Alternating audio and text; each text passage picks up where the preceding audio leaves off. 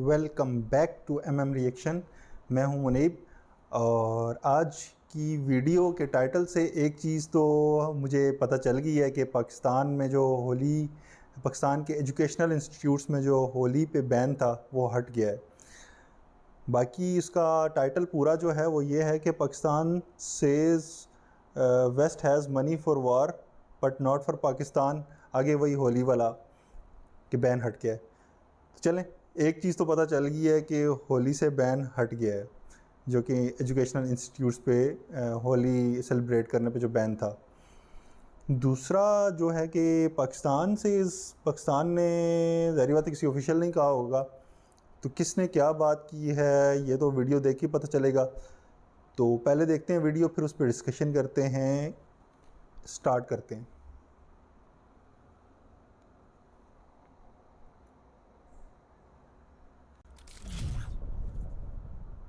नमस्कार and welcome you all to World Affairs. मैं हूं प्रशांत धवन। तुम्हारे पास वॉर के लिए पैसा है मगर पाकिस्तान के लिए कोई पैसा नहीं है, ये रिसेंटली कहा है पाकिस्तान के प्राइम मिनिस्टर ने। और उसके अलावा प्राइम मिनिस्टर ने एक बड़ी डेवलपमेंट ये भी हुई है, पाकिस्तान ने होली बैन का जो निर्णय है ये रिवर्स कर दिया है। पहली बात तो यहाँ पे आप देख पाओगे, मैंने ये वीडियो करी थी अपलोड 2-3 दिन पहले। मैंने आपको उसमें बताया था कि पाकिस्तान की गवर्नमेंट ने होली पर काफ़ी पाबंदियां लगा दी है। उसके अलावा कई और जो नॉन इस्लामिक फेस्टिवल्स हैं उनको सेलिब्रेट ना करने की एडवाइस दी है अपनी यूनिवर्सिटीज़ को। नाउ ये जो सर्कुलर था पाकिस्तान की हायर एजुकेशन कमीशन का, ये जो नोटिस था इसे विड्रॉ कर लिया गया है। ये बड़ी बात है। ये सब हो पाया है क्योंकि कई लोगों ने सोशल मीडिया में आवाज़ उठाई, मीडिया ने आवाज़ उठाई और पाकिस्तान को ये पता था कि इस निर्णय के बारे में यूरोपियन मीडिया ने अगर पिकअप करना स्टार्ट कर दिया और बाद में यूरोप के जो कई देश हैं उन लोगों ने ये देख लिया कि ब्लास्फेमी इशू के बाद अब पाकिस्तान माइनॉरिटीज़ के फेस्टिवल्स बैन करवा रहा है एजुकेशनल इंस्टीट्यूशंस में, तो पाकिस्तान का जो जीएसपी प्लस स्टेटस है ये खतरे में आ जाता। और इनके प्राइम मिनिस्टर जो अभी फ्रांस में गए हैं लोन के लिए, कुछ रिलीफ लेने के लिए कि हमारा कर्जा कम करो, हमसे पैसे वापस मत मांगो, ये जो पाकिस्तान की अपील है इसमें भी इनको हैवी लॉस होता। बाकी वैसे मैं आपको ये बता दूं कितनी एक आइरोनिक बात है, इंडिया और पाकिस्तान दोनों एक ही रीजन के देश हैं। इंडिया के पीएम आज के समय यूएसए में गए हैं, इंपॉर्टेंट डील्स हो रही हैं स्पेस से रिलेटेड, डिफेंस से रिलेटेड, ट्रेड से रिलेटेड। वेरास पाकिस्तान के पीएम अभी गए हैं फ्रांस की राजधानी पेरिस में। ये पेरिस में गए हैं ताकि पाकिस्तान का थोड़ा सा कर्जा माफ हो जाए। तो इस वीडियो में हम बात करेंगे कि फ्रांस में आज के समय कौन सा समिट हो रहा है, क्या बात की जा रही है, वर्ल्ड बैंक का क्या प्रपोजल है, पाकिस्तान पर इसका क्या इम्पैक्ट पड़ेगा, दुनिया पे इसका क्या इम्पैक्ट पड़ेगा, बहुत कुछ आपको जानने को मिलेगा। मगर आगे बढ़ने से पहले आपसे पूछूंगा एक क्वेश्चन।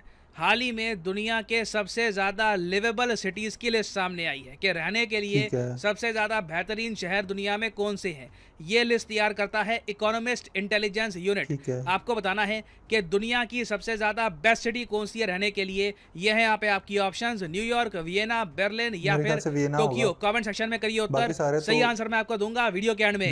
ओके, पहली बात तो ना, ये चेहरा आपको याद है, ये है अजय बांगा साहब, एक इंडियन अमेरिकन है और रिसेंटली ये वर्ल्ड बैंक के नए चीफ बन चुके हैं। ये पहले नॉन वाइट आदमी हैं जो वर्ल्ड बैंक को लीड करेंगे। और हाल ही में ना उन कंट्रीज के बारे में जो बहुत ज्यादा कर्ज में फंस चुकी हैं उनके बारे में बांगा साहब ने ये स्टेटमेंट दी पेरिस में खड़े होकर। जरा ये जो छोटी सी क्लिप है 30 सेकंड की, मैं चाहता हूं ये आप देखें। I am very proud to announce a new debt pause option for countries suffering in the aftermath of a natural disaster.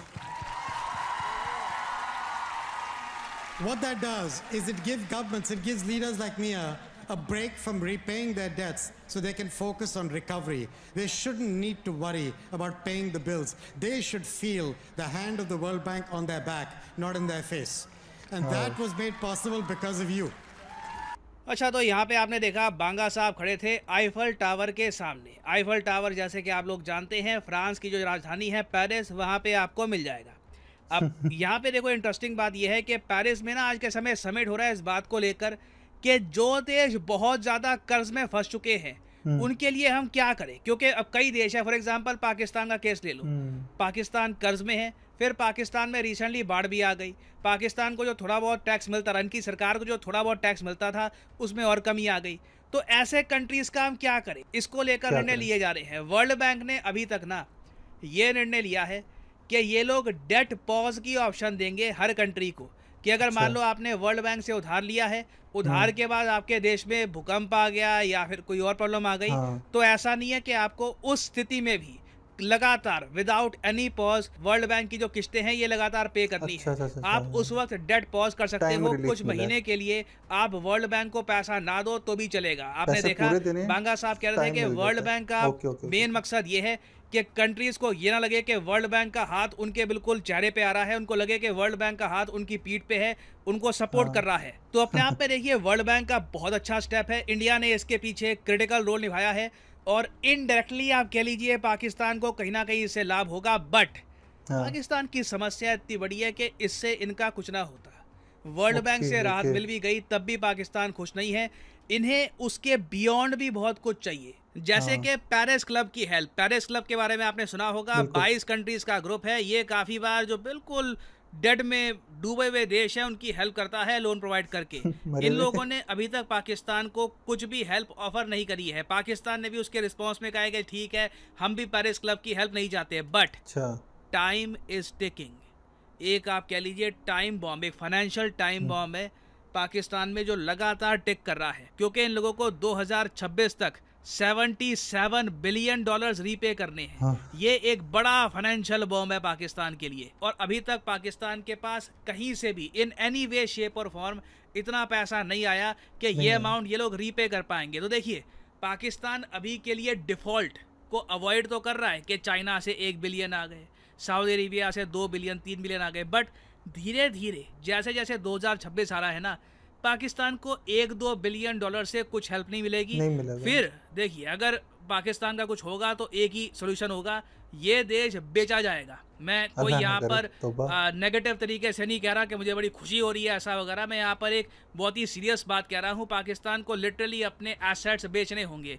For example recently हमने देखा कि मजबूरी में पाकिस्तान को अपना सबसे बड़ा जो पोर्ट है ये यूएई को देना पड़ा। यूएई इसके बदले में पाकिस्तान को रेगुलरली कुछ बिलियंस ऑफ डॉलर्स देता रहता है। तो अभी देखिए सिंस पाकिस्तान बुरी तरीके से घिर चुका है और ना इनको पेरिस में ज़्यादा कुछ रिलीफ मिल रहा है, अब पाकिस्तान ने नई लाइन पकड़ी है कि जो पश्चिमी देश है, जो ग्लोबल लेंडर्स हैं प्राइमरली, ये पाकिस्तान की हेल्प ही नहीं कर रहे। यूक्रेन के लिए तो बिलियंस बहाए जा रहे हैं। अभी रिसेंटली एक कॉमेडी हो गई थी यूएसए में, गलती से बहुत से बिलियंस ऑफ डॉलर्स यूक्रेन को दे दिए, अकाउंटिंग एरर हो गया, बिलियंस ऑफ डॉलर्स गलती से यूक्रेन के पास चले गए। ये सब देखकर पाकिस्तान सोचता है कि वॉर के लिए तो बिलियंस ऑफ डॉलर स्पेंड करने को तुम तैयार हो, मगर जो फ्लड रैवेज पाकिस्तान है उसको कुछ नहीं दे रहे। यहाँ पे ऑब्वियसली इनको एक बहुत ही सिंपल इक्वेशन ये समझ नहीं आ रही, यूएसए क्या कर रहा है कि जो टैक्स पेयर का पैसा इनके पास है वो पैसा यूक्रेन वॉर के नाम पे अपनी जो डिफेंस कंपनीज हैं उनको दे रहा है। और उसी वजह से आप देख रहे हो पाकिस्तान की जो डिफेंस कंपनीज हैं ये रिसर्च एंड डेवलपमेंट में और पैसा लगा रही हैं, रिकॉर्ड प्रॉफिट्स दिखा रही हैं। वेराज पाकिस्तान में पैसा देकर यूएसए को कुछ मिलने नहीं वाला। Nothing is going to happen for USA. हाँ, यूएसए का बड़ा दिल तब देखना होगा जब यूक्रेन रशिया वॉर रुक जाएगी और यूक्रेन कहेगा कि हमें अपने इंफ्रास्ट्रक्चर को रीबिल्ड करने के लिए आप 10 बिलियन 20 बिलियन डॉलर दीजिए, तब देखना होगा कि यूएस गवर्नमेंट क्या कहती है। That will be the real test. But ये सब जो इमोशनल स्टेटमेंट्स हैं कि वॉर के लिए तो पैसे हैं, हमारे लिए 1 बिलियन भी नहीं, ये काम नहीं आ रही, कुछ हो नहीं रहा है इसका। और ओवरऑल मैं कहूँगा शहबाज शरीफ की जो पेरिस ट्रिप है ये फेल साबित हुई है और कुछ नहीं। ये एक अजीब सी वीडियो सामने आ गई जिसकी वजह से शहबाज शरीफ की काफ़ी आलोचना भी हुई है। अब यहाँ पे आप देखोगे ये पेरिस है बाय द वे, ठीक है, यहाँ पे बारिश हो रही है। अब क्या होता है, जो भी वर्ल्ड लीडर्स आ रहे थे उनके साथ एक असिस्टेंट उनके लिए अम्ब्रेला पकड़ रही थी और वो अम्ब्रेला असिस्टेंट के साथ साथ वर्ल्ड लीडर को भी बारिश से बचा रही थी।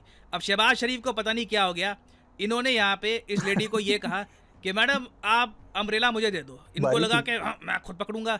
अब दिक्कत ये थी, ये बेचारी पीछे ना भीगना स्टार्ट कर दिया इसने, क्योंकि इनके पास अम्ब्रेला थी नहीं, एक ही अम्ब्रेला थी जिनसे दोनों ये बारिश से बचने वाले थे। और ये देखकर कई लोगों ने आलोचना करी पाकिस्तान के पीएम की कि इनको सोचना चाहिए था, जो अपनी सराउंडिंग है ये ऑब्जर्व करनी चाहिए थी। और कितनी ज़्यादा एक आयरॉनिक बात है कि इस पूरी ट्रिप में, जिसमें मैं कहूँगा पाकिस्तान का भविष्य दांव पे लगा हुआ है, पाकिस्तानी इसको उम्मीद है नहीं कि यहाँ पर पेरिस की जो ट्रिप थी ये कितनी ज़्यादा इंपॉर्टेंट थी पाकिस्तान के लिए, मगर इस ट्रिप में सबसे ज़्यादा जो मेन डिस्कशन का पॉइंट था ये वीडियो क्लिप उभर के आया। तो अगेन मैं यही कहूँगा अभी के लिए एक ही पॉजिटिव न्यूज़ है कि एटलीस्ट पाकिस्तान होली को परमानेंटली बैन नहीं कर रहा एजुकेशनल इंस्टीट्यूशंस में ना। वापस आते हैं प्रश्न की तरफ कि दुनिया की सबसे बढ़िया सिटी कौन सी है रहने के लिए अकॉर्डिंग टू इकोनॉमिस्ट इंटेलिजेंस, तो सही उत्तर यहाँ पे है ऑप्शन बी, वियना, ऑस्ट्रिया की हाँ। राजधानी। यहाँ पे आप देख पाएंगे नंबर 2 पे कोपेनहेगन, फिर ऑस्ट्रेलिया का मेलबर्न आपको मिल जाएगा। लीस्ट लिवेबल की अगर हम बात करें तो ऑब्वियसली सीरिया की कैपिटल डमास्कस, जहाँ पे आए दिन इजराइल कभी भी बॉम्बिंग कर देता है। आप ऑब्वियसली ऐसे शहर में नहीं रहना चाहेंगे। उसके बाद यहाँ पे आप देख पाओगे कई इंडियन सब कॉन्टिनेंट की भी सिटीज़ हैं, जैसे कि कराची है, हाँ। ढाका है, और अजीब बात तो मुझको यहाँ पर ये लगी कि कीव आज भी एक बेहतर शहर है रहने के लिए compare to Dhaka. This is quite surprising. और फाइनली यहाँ पर मैं ये भी ऐड कर दूं कि आप किसी भी एग्जाम की तैयारी कर रहे हैं, चाहे एसएससी, यूपीएससी, बैंक, आप परचेज कर सकते हैं अनअकैडमी के quality okay courses. Okay okay comment section में जाइए, पिन कमेंट में यहाँ पे आपको मिलेंगे link. For okay example let's say आपको प्रिपेयर करना है यूपीएससी के एग्जाम के लिए, तो यूपीएससी के लिंक पर ओके। अश्वीना का जो मैंने तुक्का लगाया वो मैंने इस माइंड से लगाया कि बाकी सारे जो सिटीज़ हैं वो सारे आपके बड़े रश वाले हैं, कंजस्टेड हो गए हैं। न्यूयॉर्क भी बड़ा कंजस्टेड हो गया है, बाकी जितने भी थे टोक्यो और ये सारे बड़े कंजस्टेड हैं। वीना है वो इतना भी ज़्यादा कंजस्टेड नहीं है, मतलब वहाँ पर सुकून से रहा जा सकता है। अभी इन्वायरमेंट वहाँ का इतना ख़राब नहीं है, मतलब कि आप पोल्यूशन को लेके बात करें तो बाकी पॉजिटिव स्टेटमेंट तो है। अच्छा, इनकी जो पहले वीडियो आई थी ना, इंडियन मीडिया को भी मैंने काफ़ी फॉलो किया होली को लेके ना, होली का बैन जो पाकिस्तान ने लगाया यूनिवर्सिटीज़ में। मैंने किसी वीडियो पे रिएक्ट नहीं किया, ना मैंने उसको कितना माइंड पे सवार किया। मैंने कहा ये भी इनिशियल सी डेवलपमेंट है, इनको लेके आगे और भी काफ़ी जो है ना वो चेंजेस होंगी। तो अभी तो रीज़न भी नहीं पता चला कि बैन लगा क्यों। उसमें बस एक छोटी सी स्टेटमेंट्स थी कि हमारे जो बिलीव्स हैं वो ज़रा डिस्टर्ब हो रहे हैं, इस्लामिक बिलीव्स। तो इसलिए ना मैंने उस पर कोई ज़्यादा कंसंट्रेट नहीं किया। जैसे कि आज मुझे पता था ये कुछ ना कुछ होगा, जैसे कि आज ये रिवर्स हो गया। अच्छा, मुझे लगता है कि ये बिल्कुल रिवर्स नहीं हुआ होगा, ये मामला कुछ ऐसा हुआ होगा जो मुझे लगता है, मेरी ओपिनियन है कि यूनिवर्सिटीज़ के स्टूडेंट्स ने होली मनाई विदाउट इन्फॉर्मिंग अथॉरिटीज़, कोई भी जिसे कहते हैं ना परमिशन के बगैर ही। तो उन्होंने फिर पाबंदी लगा दी, और पाबंदी का नतीजा ये हुआ कि आप कोई सेटलमेंट हुई होगी कि आपने जब भी कोई ऐसा इवेंट करना है तो उसको आपने पहले इन्फॉर्म करना है, और इसके लिए कुछ सेपरेट जगह लेनी है, और सेपरेट जगह के साथ आपने, हमारा कल्चर ऐसा कि जिसमें ऐसे फंक्शंस वगैरह ना वो ज़रा लोग पसंद करते हैं कि लड़कियां अलग लड़के अलग, कोई इस तरह की उन्होंने रिस्ट्रिक्शंस लगाई होंगी। ऐसा नहीं है कि बिल्कुल ही उन्होंने कहा होगा जाओ जो मर्ज़ी करो। तो एक तो चीज़ मैं वाज़ह कर दूं कि हमारे पाकिस्तानियों को जो चीज़, जो फंक्शन या जो भी इवेंट मिलता है ना, हम उसको एक्सट्रीम पे चले जाते हैं। मिसाल के तौर पर वो जो बसंत आती थी जिसमें काइट्स वगैरह उड़ाते थे, उसमें फायरिंग करना, उसमें केमिकल वो जो प्लास्टिक की डोर होती है वो यूज़ करना, प्लास्टिक का धागा यूज़ करना, उससे बड़ी कैजुअलिटीज़ हुई हैं, लोगों के गले कटे हैं। इसके अलावा आपकी इलेक्ट्रिक वायर यूज़ करते थे जिससे करंट लगता था, बहुत सारे लोगों को करंट लगा। इस तरह के ना हम एक्सट्रीम पे चले जाते हैं हर चीज़ में। तो मेरे ख़्याल से उन्होंने ये भी देखा होगा कि यार ये होली से मुझे वैसे कोई इशू नहीं है, आप ज़ाहिर बात है वो एक हिंदू कल्चर का हिस्सा है, तो आप जो भी मिनॉरिटीज़ हैं मनाना चाहती हैं वो मना सकती हैं, उन्हें कोई रुकावट नहीं होनी चाहिए, बिल्कुल ज़ीरो रुकावट होनी चाहिए, कोई बैरियर नहीं होना चाहिए। और लेकिन एक जिसे कहते हैं ना कि एक डेकोरम के साथ, हर चीज़ का एक डेकोरम होता है ना, यूनिवर्सिटी का डेकोरम अलग है, उसमें आप विदाउट मेरे ख्याल से परमिशन आप विदाउट एनी, जिसे कहते हैं कि कोई रूल नहीं है, आप वो मतलब कि डेकोरम को आप डिस्टर्ब कर रहे हो ना। तो अब हाँ, उन्होंने ये सेटलमेंट की होगी कि आपने अब आगे जाके आपने अगर कोई इस तरह का कोई फंक्शन करना है तो एक प्रॉपर वे में करना है। वैसे मैं आपको टू बी वेरी ऑनेस्ट बता दूं कि हमारी यूनिवर्सिटीज़ में कोई भी रिलीजियस जो फंक्शंस होते हैं ना वो नहीं होते। हमारे यहाँ रिलीजियस फंक्शंस में ईद उल अज़हा, ईद उल फितर, रमज़ान और भी काफ़ी हैं, शब बारात है, और भी काफ़ी हैं इस तरह के। तो हमारे यूनिवर्सिटीज़ में इस तरह के कोई इवेंट्स वगैरह नहीं होते। हाँ, बाकी जो आपको पता है कि होते रहते हैं, जिसे कहते हैं कि कॉन्सर्ट्स वगैरह होते रहते हैं, डिबेट्स वगैरह, शोज़ इस तरह के होते रहते हैं, लेकिन इस तरह के रिलीजियस कहीं भी नहीं हुए। हाँ, ये पहली दफ़ा हुआ है, वो भी मिनॉरिटी को लेके होली। तो इसलिए होना तो था, रिएक्शन तो आना था। चलें, अब वो रिएक्शन आया और पॉजिटिव रिएक्शन आया। अब उस पर जो डेवलपमेंट हुई होंगी वो भी पॉजिटिव वे में हुई होंगी। बिल्कुल जिसे कहते हैं कि क्लैश, जिस तरह मीडिया में बताया गया था कि पूरे पाकिस्तान में बंद हो गया, मिनॉरिटीज़ ख़तरे में पड़ गई, ऐसा कुछ भी नहीं था, ना होगा ऐसा, ना है ऐसा। हाँ, कहीं ना कहीं छोटे मोटे वाक़यात होते रहते, छोटे मोटे तो नहीं कह सकता मैं, हर किसी की जान इम्पॉर्टेंट है, वाक़यात होते रहते हैं। इवन के हम कह लूँ कि मुसलमान भी महफूज नहीं हैं, इस तरह के मतलब वाक़यात होते रहते हैं। हालात ज़ाहिर बात है 100% ठीक नहीं हो सकते, ना यूएस के ठीक है, ना इंडिया के ठीक है, किसी की भी ठीक नहीं है। वहाँ पे भी आपने सुना होगा कि ब्लैक एंड वाइट का आपस में लगा रहता है। तो ये पूरी दुनिया में ये मामला चलते रहते हैं। हम कोई अनोखी कंट्री नहीं है, टू बी वेरी ऑनेस्ट, ना पाकिस्तान ना इंडिया। वहाँ पर हिंदू मुस्लिम का लगा रहता है, यहाँ पर भी ज़ाहिर बात है मिनॉरिटीज़ का आपस में लगे रहते हैं, क्लैशेस होते रहते हैं, लेकिन इतने ज़्यादा नहीं है जितना मीडिया बताता है। दूसरा ये कि सेकेंडली इन्होंने वो अम्ब्रेला वाली बात की उस पर बंदा क्या बात करे, अब उनके माइंड में क्या चल रहा था वही बेहतर जानते हैं, हम तो अंदाज़ा ही लगा सकते हैं। मेरा अंदाज़ा ये है यार, ये फ़ीमेल मेरे साथ चलेंगी, क्योंकि उसमें आपको बिल्कुल साथ बंदा जुड़ जाता है, कंधे से कंधा मिल जाता है। तो उन्होंने कहा यार मैं ही क्यों ना लेके चल जाऊँ तेज़, तो उसमें बेचारी वो रगड़ी गई। अब अगर ये जाते खुद ही चल के, तो ये इनका एक शोल्डर बाहर होता उससे, अम्ब्रेला से, तो वो भीग जाता। तो मेरे ख्याल से कि जो प्रोटोकॉल ऑफिसर थे उनको एक छतरी फालतू दे देनी चाहिए थी, कोई इतना बड़ा मसला नहीं था, छतरी थी, कोई रॉकेट मिसाइल नहीं था कि वो लगाना पड़ता, या आपको कोई बहुत ही कोई रेड कारपेट, आपने एक अम्ब्रेला ही देना था फालतू, तो वो दे देते या बड़ी दे देते। बाकियों ने भी सेम अम्ब्रेला उठाया हुआ और एक पर्सन उसके नीचे, और यहाँ पर एक लड़की खड़ी कर दी अम्ब्रेला के साथ, और उसके भी अंडर 2 पर्सन, तो वो कुछ समझ में नहीं आ रही थी मुझे, ऐसा होना ही था। और देखें, चलें जो भी हुआ है, मीम्स उस पर काफ़ी बनी हैं, लोगों ने 1-2 दिन एंजॉय किया है, और तो कोई अच्छी खबरें नहीं है जैसे ये बता रहे हैं। World affair by the way channel का नाम है, इसकी वीडियो लिंक जो है और चैनल लिंक जो है वो भी डिस्क्रिप्शन में मौजूद है, उसको भी चेकआउट कीजिए। अच्छा, इन्होंने ये बताया कि पाकिस्तान ने कहा कि बाकी सारी दुनिया में वार के लिए पैसे हैं, हमारे लिए नहीं है। ये तो एक कहना ही बात अजीब सी है कि यार हम मांगने वाले हैं, हमें पैसे दे दो, उसके लिए पैसे हैं। अब बाज़ औक़ात ना हम जाते हैं गलियों में, तो एक बच्चा आता है पैसे मांगता है ना, मांगने वाले जो होते हैं बेगर्स होते हैं, एक को पैसे दो ना, दूसरा आ जाता है तुमने इसको पैसे दिए मुझे भी दो। अरे ये क्या बात है,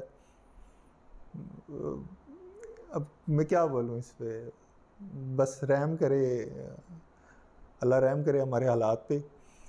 और इन्होंने बिल्कुल ठीक बात की है कि 1-2 बिलियन तो चलो खैर इकॉनमी हमारी रन करने के लिए ओके है, लेकिन 2026 में जो हमने 77 बिलियन का इंस्टॉलमेंट पे करना है वो तो बड़ा ख़तरा है। उसको आज से लेके प्लान करना शुरू करेंगे, कोई ज़ाहिर बात है डॉलर पाकिस्तान में या इनकम पाकिस्तान में जनरेशन होगी, वो तो एक ही तरीके से हो सकती है, आपकी एक्सपोर्ट्स ज़्यादा हों या आपके यहाँ रेमिटेंस ज़्यादा हैं।